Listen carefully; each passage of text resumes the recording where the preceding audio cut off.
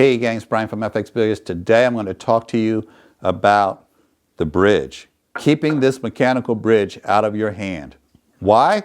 Number one, most people don't practice with it enough, so they're not good with it when they do have it in their hand.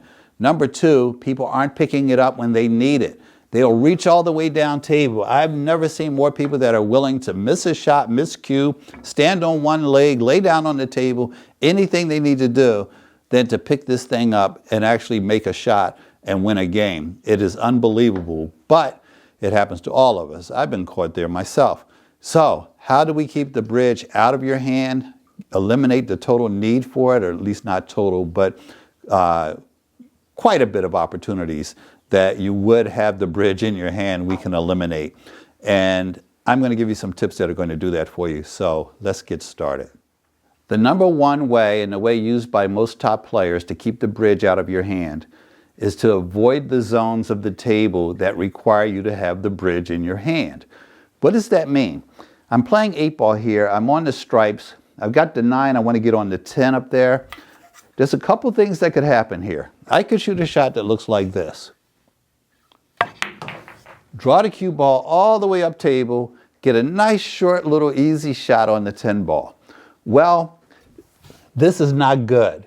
Now I've got the bridge in my hand, or I'm stretching and I've got this crazy long bridge where I'm reaching like this, which means a lot of the shots that you want to take aren't available to you, or they're not available in a way that you want to have to take them.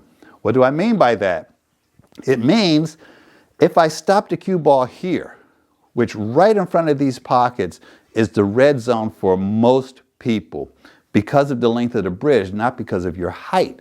So if I stop halfway down table on a 9-foot table, I can do anything I want on that 10 ball. I could shoot a draw with right hand English. I could shoot it with high right, high left, anything I wanted to do. Once you start reaching down table, I can make the shot all day. But to put the English on the shot that I want to put to get on the 8-ball becomes an opportunity for a miscue because my bridge length is going to be too long. A lot of bad things happen. So all you have to do, guys, when you have these shots, is recognize if you're right-handed, this is a zone that puts the bridge in your hand, so you avoid it. You come over here, when you shoot your draw shot, you just take something off of it. You don't want to cross that red zone. And now, even though you have a longer shot, you have a shot that you can do anything you need to do to the cue ball to get on that 8-ball. So let's look at something else. You've got ball in hand. You're on the 9. You need to get on the 8.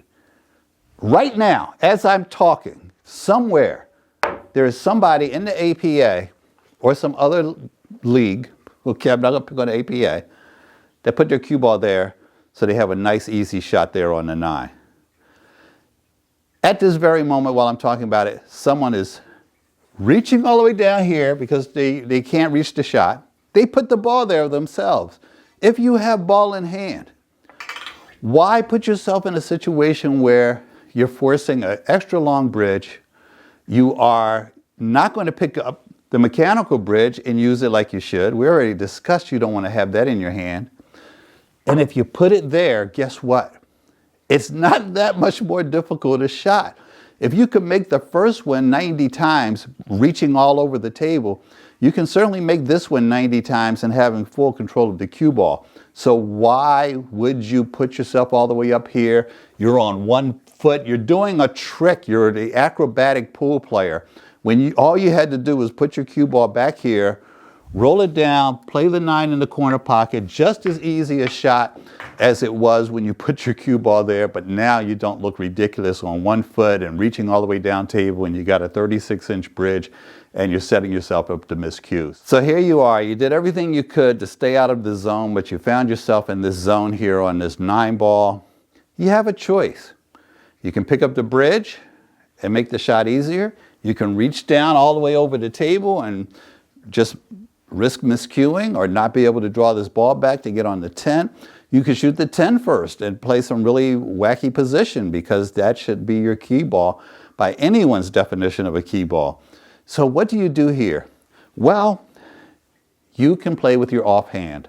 And the great news is you have a very small zone of the table that you need to practice these shots. You don't need to be able to shoot an entire rack with your offhand. It is shots like this where you're on what I call the offhand side, over there if you're left-handed, where you just need to be able to execute a few different shots, a draw shot, a follow shot, a stop shot, and you can get perfect position on a ball. We talk a lot about the fact that Earl and Shane are using extensions on their cue, and a couple other players are starting to do that. I don't think that a lot of you understand the reason for these extensions. It's not so much that they're not able to reach shots. I know Earl put the extension on his cue when he was about to play a match on a 10-foot table, and he started working out with it and then left it on there after working out with it because he liked the way it felt. But Earl is also using the extension on 7-foot tables. If you ever watch him play on a bar box, he does the same thing. The extension is not there just for reach. It is there for balance. He likes the way it feels. It adds some weight to the cue. But it is not going to benefit most players from a balance standpoint. But what it will benefit you with is shots you can't reach. If you can't reach this shot without making a ridiculous bridge, where your hand is all the way back here, get yourself an extension. Some of them are more expensive than others. This one is made by Predator. It is just under $100, but if you have a Predator cue, you're going to be able to adapt it to your cue and screw it in. And I have the adapter on every one of my Predator cues, which is about 6 cues. It has a quick release, so it comes on and off pretty easily. And if you have to reach a shot and you don't want to pick up the bridge, this is a good alternative. Warning, you may need the extension and the bridge on some shots.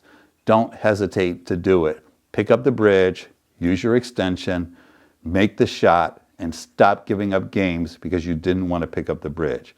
So, bridge is longer. You got a longer cue here. That's all you need. One thing we kind of touched on earlier, and it is something that really needs to be revisited, be aware of where your red zone is on a table. This is a 9-foot table. I've found that regardless of your height, the red zone, where I mean that you have to reach down table at an awkward angle for a 9-foot table, is usually the halfway point. It's about the same for an 8-foot table, and obviously a 7-foot table you can miss a lot. You can make a lot more shots. You can reach a lot more of the table, but be aware of that zone. A lot of really good players, especially the shorter players, are very aware of keeping the cue ball on this side of the line when they're looking to shoot down table at a shot like that 3-ball, and you should too, because reaching for these shots causes you not just to miss the shots. Everyone thinks they're okay because they made the shot. But no, you need to be able to do things with the cue ball that you can't do if you're reaching all the way down table with an extended bridge that looks something like that. Okay? Avoid those situations. Have a great day.